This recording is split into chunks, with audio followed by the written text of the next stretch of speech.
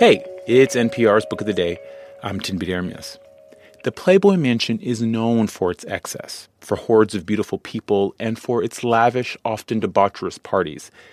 It was that opulent and carefree environment that enticed Crystal Harris. She found herself at the mansion on Halloween night back in 2008 and would later go on to become the wife of Hugh Hefner, the infamous founder of Playboy magazine.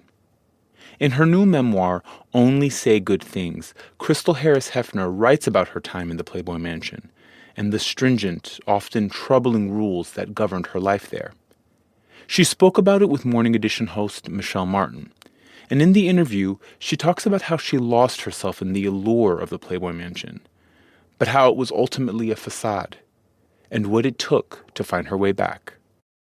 This message comes from NPR sponsor Universal Pictures with Argylle, a twist-filled and surprising take on the spy genre about an author whose fictional spy novels unexpectedly reveal the secrets of a real-life spy organization. Starring Henry Cavill, Bryce Dallas Howard, Sam Rockwell, Bryan Cranston, Catherine O'Hara, Dua Lipa, Ariana DeBose, with John Cena and Samuel L. Jackson. Directed by Matthew Vaughn and written by Jason Fuchs. Argylle, only in theaters February 2nd, rated PG-13. Crystal Harris was a 21-year-old college student on Halloween night 2008 when she found herself at the iconic Playboy Mansion being summoned from the crowd by Playboy magazine founder Hugh Hefner. That very night, she would enter the mansion, becoming one of Hefner's countless girlfriends and his third wife, 60 years younger than he, living with him at the mansion until his death at the age of 91. That was nearly 7 years ago. Now Crystal Hefner is talking about her marriage and her life at the Playboy Mansion in a new book, Only Say Good Things.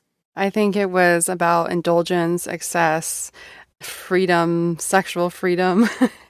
And it was a place that, when I first arrived, seemed completely magical. It's like, Willy Wonka. You go in and just everything is elaborate, over the top.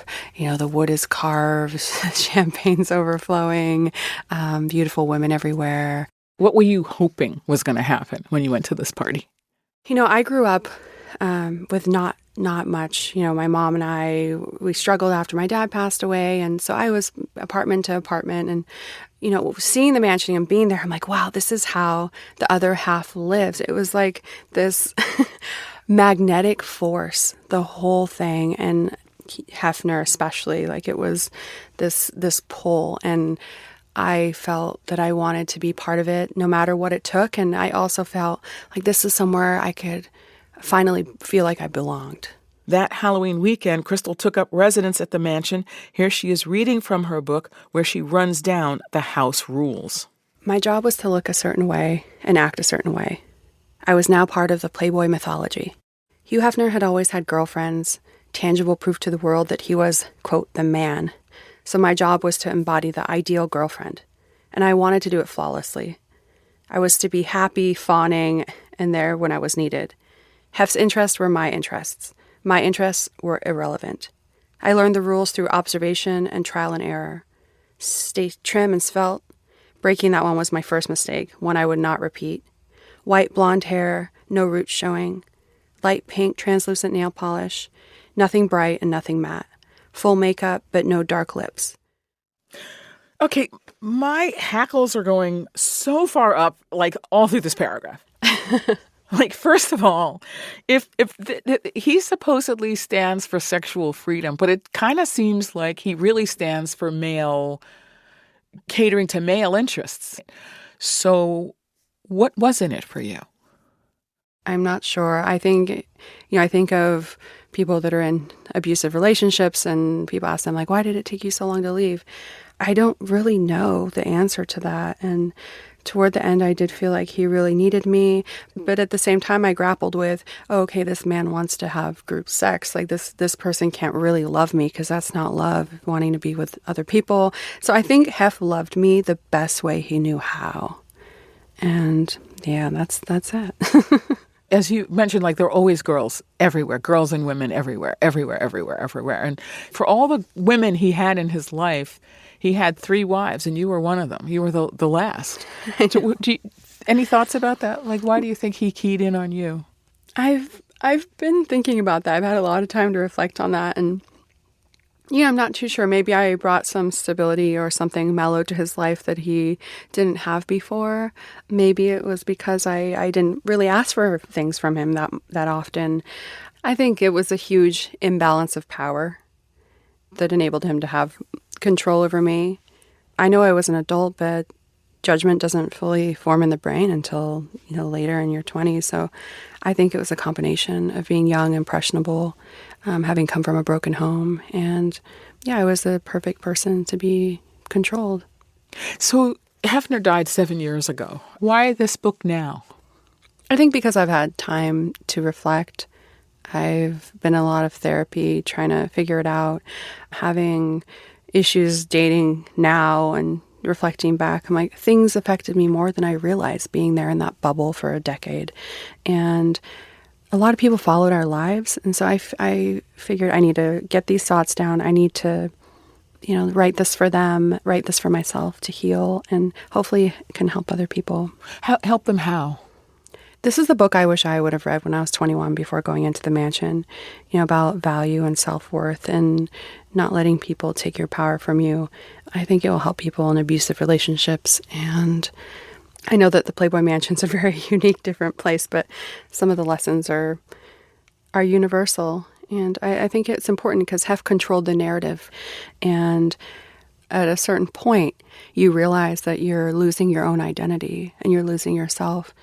After a while, it eats at you internally. How so? Say more about that.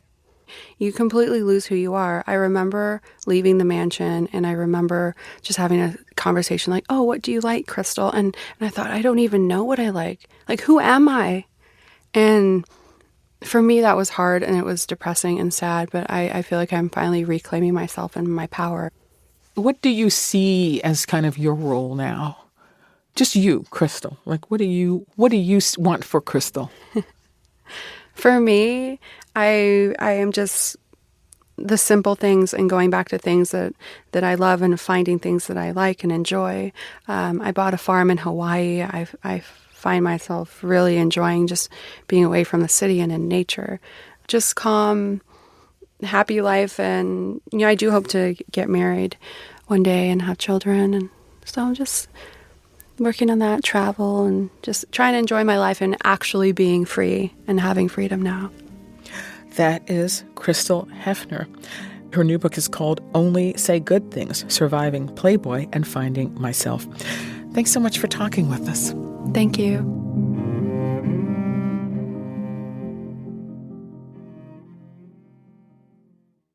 With NPR Plus, you get bonus content from behind the scenes of your favorite shows, like the NPR Politics podcast. A friend of mine who worked at the Associated Press came into the courtroom and said, "Step to it, Michael Cohen has flipped on Trump." And with NPR Plus, you'll be supporting public media. Learn more at plus.npr.org. Support for this podcast and the following message come from South Carolina Federal Credit Union, a member-owned financial institution serving 6 major markets across South Carolina. Their warm, welcoming, and friendly staff are eager to help you turn your financial dreams into a reality. South Carolina Federal Credit Union invites you to become part of their family today. Learn more at scfederal.org, insured by NCUA. Support for this podcast and the following message come from South Carolina Federal Credit Union. Folks listening to this in a vehicle they're tired of owning are in luck. South Carolina Federal provides auto loans that could help reduce the costs of commutes and road trips. And there's no payment due for 90 days after closing. To learn more about how fast, friendly financing can get drivers behind the wheel and out on the road, visit scfederal.org. Loans subject to approval. Certain restrictions apply.